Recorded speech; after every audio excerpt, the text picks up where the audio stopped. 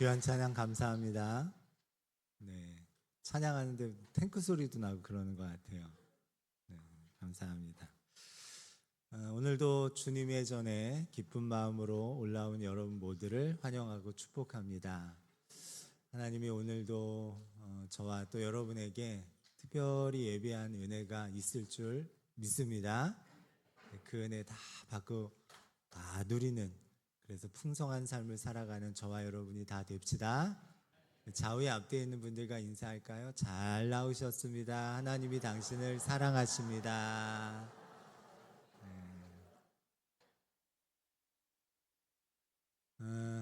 요즘 제가 알러지 치료 때문에 한 달 이상 밀가루 음식이랑 매운 음식을 안 먹고 있어요. 근데 그걸 안 먹다가 며칠 전에 반찬으로 올라온 김치찜에 있는 김치 한 조각을 이렇게 먹었는데요. 엄청 맵더라고요. 근데 제가 매운 걸 굉장히 좋아하고 잘 먹습니다. 진짜 잘 먹어요, 매운 거. 근데 이게 한 달 이상을 매운 거를 전혀 안 먹다 보니까 이 태고 쪽 천연의 입맛으로 돌아간 것 같아요. 그래서 조금만 매워도 맵게 느껴지는 거죠. 사실 생각해보면 아이들은 매운 거 못 먹거든요.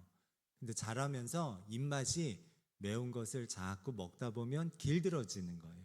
짠맛도 마찬가지예요. 짜게 먹는 분들은 태어날 때부터 짜게 먹게 태어난 게 아니고요. 천연의 입맛은 짠 걸 먹지 않았을 텐데 먹다 보니까 그 짠맛에 길들어진 거죠. 입맛은 그렇게 길들어져 갑니다. 입맛처럼 우리가 좀 길들어가야 할 것이 하나의 습관이 있어요. 그게 뭐냐면 감사하는 습관입니다. 감사하는 습관. 사실 저와 여러분은 모두 하나님의 자녀인데 하나님의 자녀는 감사밖에 할 게 없어요. 왜냐하면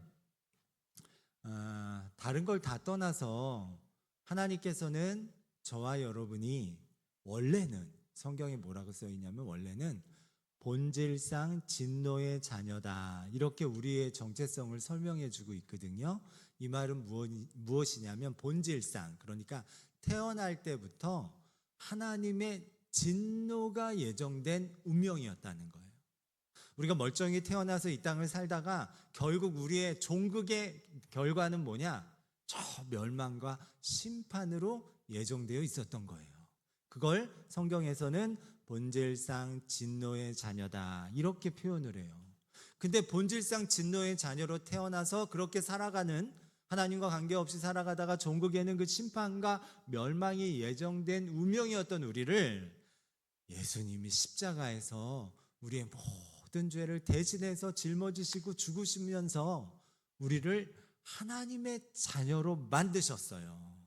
우리의 운명을 저주에서 축복의 자녀로 바꾸신 거예요. 근데 이렇게 된 그 과정에 우리의 무엇이 있지 않고 모든 공로가 예수님에게만 있어요.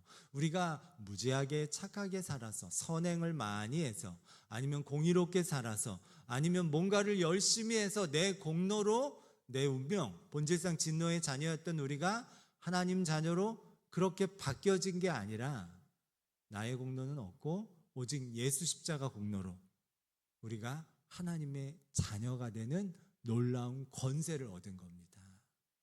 내가 했다고요? 예수님이 다 하셨다고요? 예수님이 다 하셨어요. 그러니 우리가 해야 되는 건 감사밖에 없죠. 내가 한 게 아닌데, 내가 하지 않았는데 이 엄청난 운명이 바뀌어지는 이런 걸 내가 받았으니까 우리는 그냥 주어진 삶을 감사밖에는 할 게 없는 겁니다. 우리 방송 작가 중에 아주 유명한 몇 분이 있는데 그 중에 한 분이 김은희 작가라는 분이 있어요. 장르물의 대가, 이렇게 알려져 있는데 사실 그분은 처음부터 작가의 커리어를 이렇게 계속 쌓아갔던 사람이 아니에요. 그냥 평범한 가정주부로 있었습니다. 그런데 이제 남편이 장항준 감독인데 그 남편이 이 글을 좀 써봐라, 이걸 좀 해봐라 이렇게 제안을 하기 시작했고, 그러면서 작가 일을 하나 둘 하면서 지금은 우리나라에서 제일 유명한 그 장르물의 대가인 작가가 된 거예요. 운명이 바뀌어진 거죠. 그래서인지 간혹 장항준 감독이 TV에 나와서 본인을 소개할 때 장항준 감독입니다 이렇게 소개 안 하고 김은희의 남편입니다 이렇게 소개하면서 요즘 하는 일은 아내 카드 쓰는 게 내 일이라고 그렇게 얘기를 해도, 농담 반 진담 반으로 그렇게 얘기를 해도 이게 수긍이 가는 이유는 장항준 감독의 제안으로 평범한 주부에서 아주 위대한, 아주 유명한, 아주 연봉을 많이 받는 그런 작가로 거듭나게 됐으니까, 운명이 바뀌었으니까 그냥 그런 말을 해도 이렇게 수긍이 가는 겁니다. 우리는 아까도 말씀드린 것처럼 멸망, 심판, 이게 우리의 마지막 결론이었어요. 근데 그걸 예수님께서, 우리의 공로가 아니라 예수 십자가 공로로 그걸 바꾸신 겁니다. 십자가에서 우리의 모든 죄를 다 짊어지시고 죽으시면서 우리는 하나님의 자녀가 되는 권세를 이제 누렸어요. 그러니 하나님의 자녀라면 이 땅을 살아갈 때 감사밖에는 할 게 없는 겁니다. 우리의 운명이 바뀌어졌기 때문입니다. 그런데 언젠가부터 우리는 감사보다는 불평을 하기 시작했어요. 감사 선수가 되어야 되는데 불평 선수가 되어버렸습니다. 감사를 회복해야 될 줄 믿습니다. 감사하는 습관을 가지면 삶이 풍성해져요. 감사하는 저와 여러분이 됩시다. 사실 우리가 감사하지 못하는 이유 중에 하나는 당연하다고 생각하는 생각들이 있어서 그래요. 근데 우리가 지금 가지고 또 누리고 있는 것 중에 당연한 거 하나도 없습니다. 다 은혜로 주신 거예요. 제가 전회교회에 있을 때 농화교회 목사님하고 이제 자주 교제를 했는데요. 여러분, 말할 수 있는 거 당연한 거 아닙니다. 거기 가서 이제 예배 드리고 뭐 이런 걸 해보면 정말 말을 할 수 있다는 거, 그거 은혜 위에 은혜예요. 여러분 말할 수 있죠? 네, 당연한 거 아닙니다. 여러분 오늘 교회 오실 때 다 걸어서 올라오셨죠? 예, 두 발로 걸을 수 있다는 거, 그 은혜예요. 제가 보긴 이렇게 와서 봤는데 기어서 오시는 분은 못 봤어요. 다 이제 걸어 오시더라고요. 그거 누군가에게는 진짜 큰 은혜입니다. 세계적인 잡지 엘르의 편집장으로 유명한, 그리고 프랑스 사교계를 주름잡던 장 도미니크 보비라는 인물이 있어요.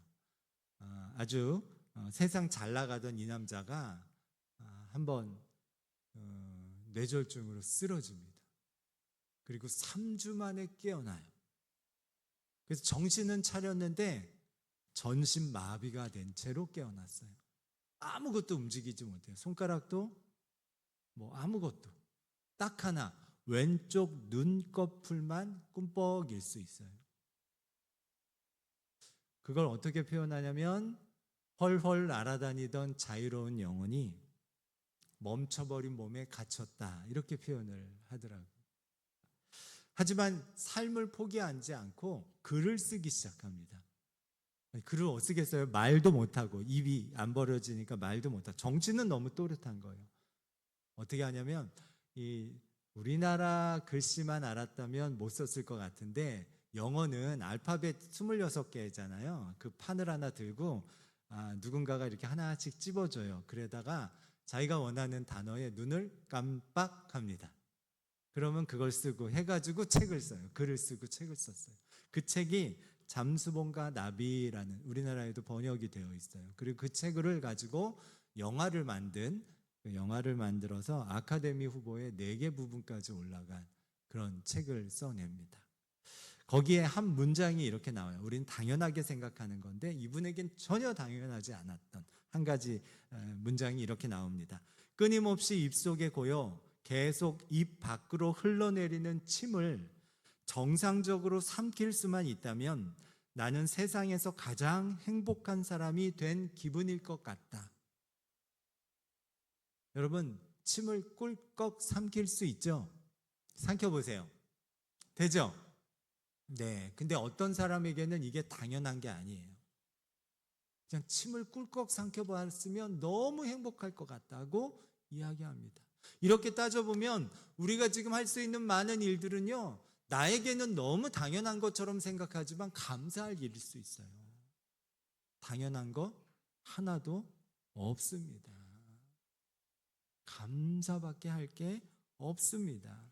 하나님이 은혜로 나에게 주신 거예요. 누군가는 내가 당연하게 하는 이건 할 수 없어요. 하지 못해요. 하고 싶은데 못하고 있는 겁니다. 오늘 유다의 제 13번째 13대 왕인 히스기야 왕 이야기를 할 건데, 감사가 이 히스기야의 이야기를 푸는 핵심이기 때문에 감사 이야기를 했습니다. 오늘 히스기야 왕이 오늘 우리가 읽은 1절부터 8절의 본문은 전 모든 백성에게 유월절 준수를 명령하는 내용이에요. 자, 히스기야 왕이 아버지 아하스 왕, 제12대 왕인 아하스 왕의 뒤를 이어서 제13대 왕 히스기야 왕으로 왕위에 올라갑니다. 자, 왕으로 이제 딱 됐어요. 왕이 됐어요. 그러면 이제 왕자에서 왕이 됐으니까 아마 어떤 생각과 계획을 갖고 있지 않았을까요? 아, 이렇게 해야 되겠다. 이런 일을 해야 되겠다. 내가 왕이 되면 이러이러한 걸 해야 되겠다. 게다가 지금 상태가 남유다가 굉장히 어려운 상황이에요. 막 무너지고 있는 상황이거든요. 이미 북이스라엘은 자기 남유다보다 좀 더 군사력이 좋았던 북이스라엘은 아수르의 침공을 받아서 주권을 상실한 상태예요.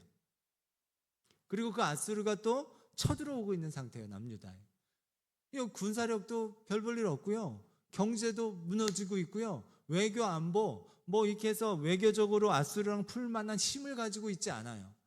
뭐 엄청난 자원이 있어서 그걸 줄 테니까 돌아가라고 할 수 있는 여력도 가지고 있지 않아요. 나라가 이전의 다윗 솔로몬 시대에 비해서 굉장히 어려워진 상태로 있습니다. 그러면 이때 왕으로 딱 자기가 되었을 때 나름의 생각을 가지고, 야, 이걸 해봐야 되겠다, 저렇게 해봐야 되겠다, 이런 생각을 할 수 있잖아요. 근데 왕이 돼서 하는 일이 뭐예요? 유월절 명절을 준수하도록 온 백성에게 명령을 내리는 거예요.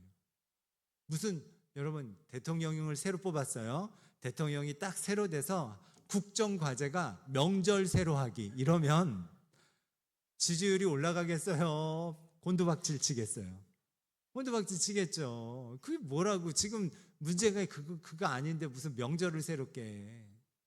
근데 히스기야는 지금 그렇게 하고 있는 거예요. 온 백성에게 유월절 지키라는 명령을 내리고 있습니다. 도대체 왜 그러는 걸까? 왜 그러냐면 히스기야 왕은 지금 유다 나라가 무너지고 있는 이 문제의 핵심이 뭐냐? 경제력이 나빠서, 외교 안보할 수 있는 힘이 없어서, 군사가 적어서, 인구가 적어서 그런 게 아무것도 아니고, 이 나라가 무너지고 있는 그 이유가 하나님과의 관계가 무너졌기 때문이라고 진단했기 때문이에요. 하나님과의 무너진 관계를 회복하는 일은 하나님에게 감사를 회복하는 일밖에 없다고 생각해서 감사절기인 유월절을 온 백성에게 명령하고 있는 거예요. 현재 남유다는 아까도 얘기한 것처럼 망가질 대로 다 망가졌어요. 이유는 자기 아버지, 히스기야 왕의 아버지인 아하스 왕 때부터 그랬어요. 아하스 왕은 이 남유다의 왕들 중에 가장 악하다는 평가를 받는 왕이에요. 얼마나 악하냐면 우상 숭배를 그냥 설설하는 게 아니라 진심을 다해서 우상 숭배를 합니다. 일단은 예루살렘 성전을 막아버려요. 그리고 막기 전에 그 안에 있었던 성구들을 다 끄집어내서 다시는 예배 못 드리도록 다 불태워버려요. 그리고 거기다 바알 신당을 세워버립니다. 산마다 푸른 나무, 이게 성경에 이렇게 표현되어 있어요. 푸른 나무마다 산당을 세웠다. 좀 아름드리 나무가 있으면 그 밑에다 산당을 다 세워서 백성들한테 우상심 섬기라고 그러고 있는 거예요. 이러니까 나라가 무너지는데 모든 영역에서 무너집니다. 정치, 군사, 외교, 안보, 경제 모든 영역에서 무너지고 있던 거예요. 이렇게 무너지고 있었을 때, 그리고 바로 동포였던, 그리고 이웃인 북이스라엘은 이미 주권을 상실했고 아수르의 침공에 의해서 포로로 다 끌려가고 막 그런 상태. 이때 이 문제의 핵심이, 이 문제 해결의 핵심이 하나님과의 관계가 무너진 거라는 걸 정확히 히스기야 왕은 진단해 낸 겁니다. 그래서 그걸 위해서 하나님께 감사를 회복하기 위해 유월절을 전 국정과제로 명령하고 있는 거예요. 우리 1절 말씀인데요. 다시 같이 읽어볼까요?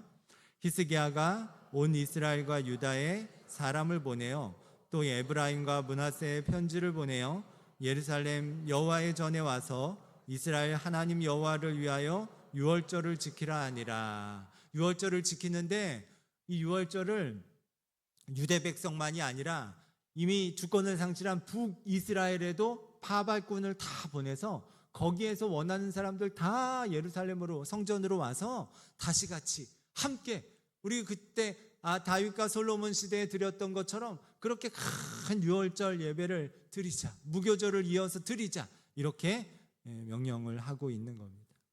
히스기야는 지금 무너져 내리고 있는 이 남유다 문제의 핵심, 그 킹핀, 문제 해결의 킹핀을 하나님과의 관계에 회복에 둔 거예요. 그렇게 진단을 한 거예요. 여러분 볼링 해보신 적 있으세요? 네, 볼링. 썰에 의하면 마틴 루터가 했다는 썰이 있어요. 하나하나 마귀로 설정하고 이렇게 굴렸다는 얘기가 있기도 한데 정확하지는 않습니다. 어쨌든. 근데 볼링을 보면 제일 앞에 있는 1번 핀이 제일 잘 보여요. 그렇겠죠? 제일 앞에 있으니까 그 뒤에 2번 핀, 3번 핀, 세 번째 4번 핀, 5번 핀, 6번 핀. 그래서 이제 이 볼링 핀들이 딱 있으면 그쪽을 향해서 공을 던져서 한꺼번에 다 쓰러뜨리면 뭐라 그래요? 스트라이크 이러죠. 예. 그걸 하는데 그러려면은 어느 핀을 공략해야 되냐? 제일 앞에 보이는 선명하게 보이는 1번 핀이 아니고 그 셋째 줄 4번과 6번 사이에 있는 5번 핀을 공략해야 돼요. 잘 보이진 않지만 그 5번 핀을 향해서 공을 던져야 스트라이크를 칠 수가 있어요. 그래서 5번 핀을 뭐라고 불러요? 킹핀. 뭐라고 불러요? 킹핀이라고 부르는 거. 5번 핀. 5번 핀을 그래서 킹핀이라고 불러요. 거기를 맞춰야 되니까. 지금 히스기야가 생각할 때 이 무너져 내리고 있는 남유다, 이 문제 해결의 킹핀이 뭐라고 봤냐면 하나님과의 관계가 무너져서 그러니까 이걸 회복해야 된다고 진단한 건데 정확히 진단한 거예요. 왜? 이 나라가 무슨 나라입니까? 하나님의 백성. 다시 얘기하면 하나님이 도와주셔야 살 수 있는 나라예요. 그런데 하나님과의 관계가 무너졌으니 당연히 모든 영역에서 무너지는 게 당연한 거라고 본 거죠. 저와 여러분은 하나님의 자녀예요. 맞아요? 맞아요. 하나님의 자녀는 하나님이 도와주셔야 돼요. 그래서 우리에게 제일 중요한 건 하나님과 우리와의 관계예요. 이게 무언가로 인해서 멀어지거나 막히거나 그러면 문제가 생기는 거예요. 우리가 겪는 여러 가지 일들을 다른 여러 가지에서 그 문제 해결의 원인을 찾으려고 합니다. 내가 최선을 다하지 않았어. 아니면 지금 나라가 좀 어려워. 나는 가정이 이래. 나는 몸이 약해. 난 머리가 나빠. 다양한 이유에서 그걸 찾아요. 근데 그게 아니에요. 하나님의 자녀는 하나님이 도와주시면 사는 사람들이에요. 우리 문제의 핵심, 킹핀은 하나님과의 관계 회복에 있습니다. 그게 우리가 가장 붙들어야 되는 바로 그거예요. 여러분, 하나님과의 관계를 회복합시다. 그래서 그 하나님과의 관계를 회복하기 위해 히스기야가 결단한 게 뭐냐? 국정과제로 제시한 게 뭐냐? 유월절을 온 백성과 함께, 심지어 저 지금 주권을 상실한 북이스라엘에까지 연락을 해갖고 거기 있는 사람까지 와서 이 하나님과의 관계 감사로 회복할 수 있는 이 절기를 통해서, 감사절기를 통해서 회복할 수 있는 이것으로 오라라고 지금 온 백성에게 명령을 내리고 있는 겁니다. 왜냐? 절기는 감사를 훈련하는 날이기 때문이에요. 무슨 얘기냐? 이 유월절은 유대 달력으로, 우리가 쓰는 이 태양 달력이 아니라 유대 달력으로 1월 14일 날 지키게 되어 있어요. 뭐 다른 여러 가지 이유로 한 달을 미룰 수는 있지만 실제적으로 히스기야가 한 달을 미뤄서 이제 시행을 합니다. 왜냐하면 성전이 완전히 무너지면서 그 안에 있는 제사장들이 다 사라졌고 제사장을 새로 임직해야 되고 뭐 이런 것 때문에 2월 14일 날 지키는데, 어쨌든 이 절기라는 건 딱 그날 지켜야 돼요. 딱 그날 지켜야 되기 때문에 그날 내 기분이 언짢아. 그래도 감사해야 되는 거예요. 그날 내 기분이 우울해. 그래도 감사해야 되는 거예요. 이걸 통해서 감사를 훈련하는 거죠. 내가 기쁠 때나 좋을 때나 그날은 무조건 감사하는 걸 통해서 훈련하는 거예요. 여러분, 우리들 근육을 키울 때도 하고 싶을 때 하고 하기 싫으면 안 하고 이러면 그 근육이 생기지가 않아요. 하기 싫어도 하고 꾸준히 해야 그 근육이 생기는 것처럼 감사 근육도요, 절기를 통해서 하나님이 그렇게 명령하시는 이유는 그 절기는 무슨 일이 있어도, 정말 감사한 일이 있어서 감사하는 것도 좋겠지만 그게 아니라도, 감사한 일이 없어도 그날은 무조건 감사하게 했어요. 그게 이제 신명기 16장 16절에 나오는 이야기거든요. 그걸 히스기야가 기억해낸 거예요. 우리 신명기 16장 16절 같이 읽어보겠습니다. 너희 가운데 모든 남자는 1년에 3번 곧 무교절과 칠칠절과 초막절에 여호와께서 택하신 곳에서 여호와를 배웁되 빈손으로 여호와를 배웁지 말고. 여기서 무교절이 유월절이에요. 이날 나오라는 거예요. 그날 무슨 일이 있어도, 기분이 우울하던 뭐 상황이 나쁘던 뭐 어쨌든 그날은 무조건 감사를 하라고. 왜? 그래야 연습이 되니까. 그래야 훈련이 되니까. 그래서 절기를 통해서 이렇게 하라고 하는 거죠. 왜? 감사 유무에 하나님과의 관계 회복이 달려있기 때문이에요. 제가 이렇게 보면 이제 부흥하는 교회들의 특징이 있어요. 그게 뭐냐? 목사님이 성도들을 향하여 감사하는 마음을 가지고 있어요. 기본적으로. 그러면 성도님들도 이 목사님에 대해서 감사하는 마음을 기본적으로 갖고 있어요. 그런 교회가 부흥하더라고요. 그러면 우리 교회는 부흥하겠어요? 안 하겠어요? 하겠죠. 제가 여러분에 대해서 감사한 마음을 가지고 있으니까. 여러분들 그렇죠? 네. 조금 소리가 작긴 한 것 같은데. 네. 근데 반대로 목사님은, 다른 목사님 만나면 교회 욕하는 거예요. 누가 어쩌고 누가 어쩌고. 또 다른 성도님들도 또 모여서, 혹은 뭐 다른 교회 성도들하고 얘기할 일이 있나? 하여튼 뭐 이렇게 해가지고 그 교회는 어떻게 되겠어요? 부흥하겠어요? 그럴 리가 없죠. 깨지지 않으면 다행이죠. 가정도 그렇지 않습니까? 제가 이제 보니까 가정이 행복하게 잘 사는 가정은요, 남편은 아내에 대해서 내가 좀 나한테 좀 과분한 아내를 내가 얻었어. 그리고 또 아내도 남편은 나한테 과분한 사람이야. 감사해. 이런 가정은 행복해요. 근데 내가 어쩌다 저딴 거 하고 이러면은 그 가정은 행복할 수가 없어요. 인간관계에서도 감사가 기본적으로 풍성하면 그 관계가 풍성해지는 것처럼 하나님과의 관계도 똑같아요.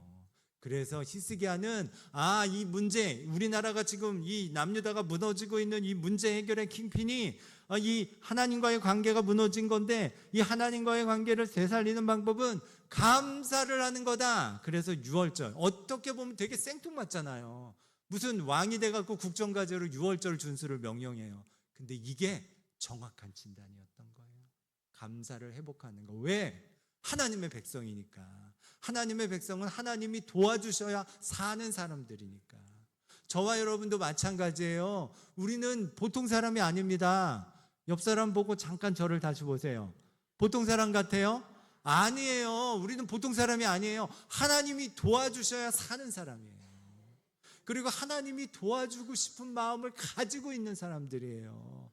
본질상 진노의 자녀였던 우리를 이제는 하나님 축복의 자녀로 운명을 바꿔놓으셨어요. 그 일을 내가 하지 않았고 예수님이 하셔서 이제 이미 우리 거예요. 그러니 우리는 이걸 누려야 돼요. 누리기 위해서 하나님과의 관계를 신경 써야 돼요. 그러려면 하나님과의 관계를 신경 쓰기 위해서 내 감사를 점검할 필요가 있어요. 왜요? 하나님과의 관계가 멀어질 때 제일 먼저 줄어드는 게 감사기 때문이에요. 하나님께 드려지는 예물이 부담스러워지고 아까워집니다. 하나님께 드리는 시간이 아깝고 손해나는 것처럼 생각이 되기 시작해요. 그게 뭐예요? 하나님과의 관계가 멀어지고 있다는 징후예요. 징후. 여러분, 여러분의 감사는 안녕하십니까? 여러분, 하나님 물론 입술로는 감사하고 있지만 여러분의 감사가 정말 진심을 다한 하나님 정말 감사합니다, 이게 담겨져 있는 감사로 하나님 앞에 나가고 있습니까? 여러분이 예물을 그런 식으로 드립니까? 여러분이 하나님께 시간을 그런 식으로 드립니까? 그렇게 해야 됩니다. 우리는 하나님이 도와주셔야 사는 사람들이니까, 우리는 하나님의 자녀니까 그렇게 해야 돼요. 무너지는 세상에서 오롯이 무너지지 않고 오히려 축복의 삶을 사는 비결이 바로 여기에 있는 줄 믿습니다.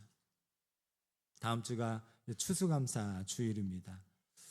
1년 중에 가장 풍성한 감사를 하나님께 드리는 날이에요.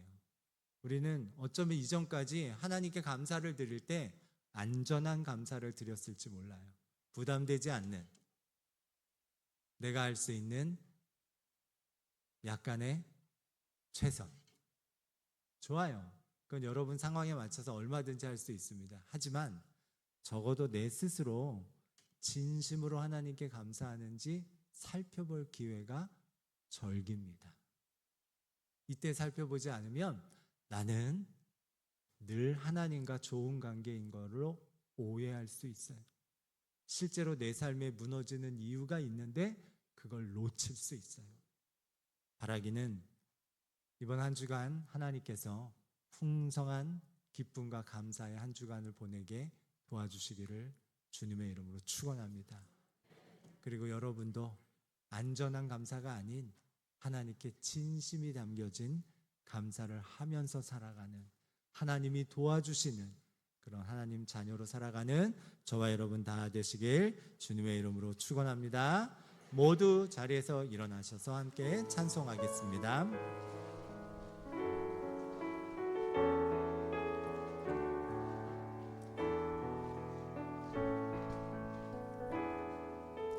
내 모든 것 나의 생명까지 다 주님 앞에 드립니다.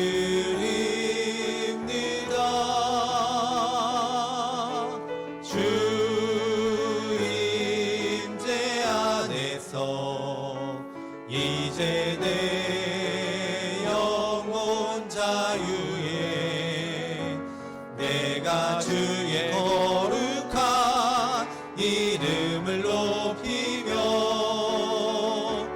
예배하리. 두 손 들고 찬양할까요? 어린 양, 어린 양 찬양하리. 내 평생 그 하나로 충분해요. 어린 양 찬양하리. 내가 주의 임재 안에 어린 양 찬양하리. 어린 양 찬양하리.